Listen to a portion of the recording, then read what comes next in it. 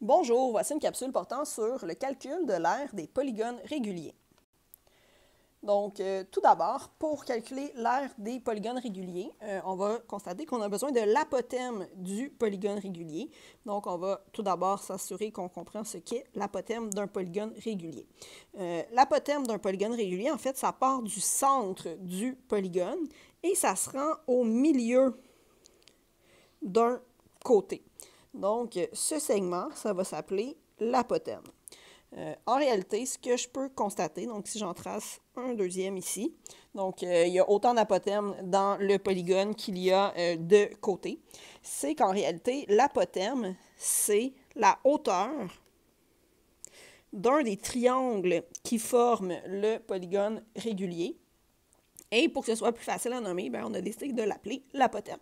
L'apothème, on va le trouver tout le temps de la même façon. Donc, si je suis dans un polygone avec un nombre pair de côtés, c'est exactement la même chose qui se passe. Je vais aussi avoir l'apothème.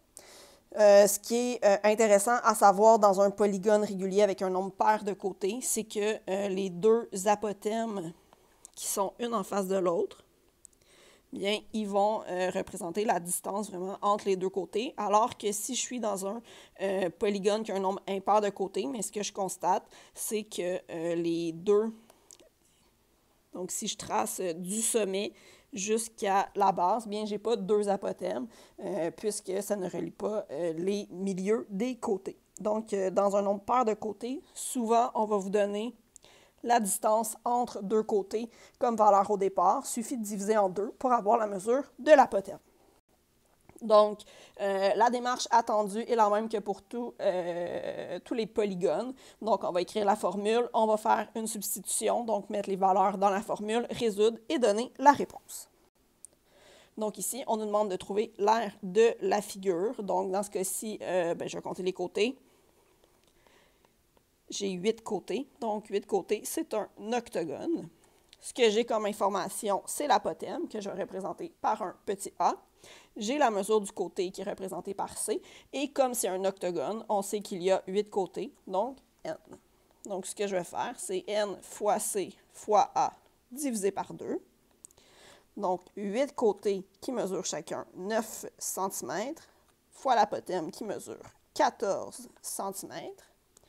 Divisé par 2, donc tout est en centimètres, ça fonctionne. Si je fais la multiplication puis que je divise par 2, j'obtiens 504 cm².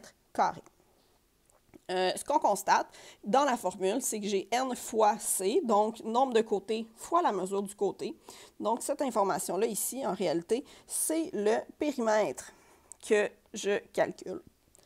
Donc, ce qui va arriver à l'occasion, c'est qu'on va vous donner le périmètre de la figure au départ. Donc, au lieu d'aller trouver la mesure du côté, je pourrais directement la formule, la modifier un peu pour faire le périmètre fois l'apothème divisé par 2.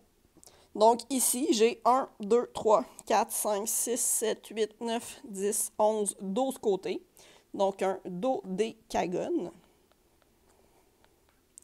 Donc, ce que je vais faire, c'est le périmètre, donc 163,2 mm, fois l'apothème 22,2 mm, divisé par 2. Et ça me permet d'obtenir l'aire, donc 1811,52 mm².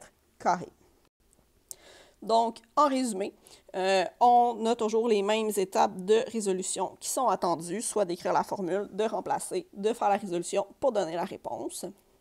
Il faut se souvenir que l'apothème, c'est le segment qui part du centre de notre polygone jusqu'au milieu d'un des côtés, et pas jusqu'au sommet, et que le symbole A minuscule va représenter l'apothème. Puis finalement, il y a deux formules possibles pour les polygones réguliers, soit n fois c fois a divisé par 2, ou encore p fois a divisé par 2 pour le périmètre.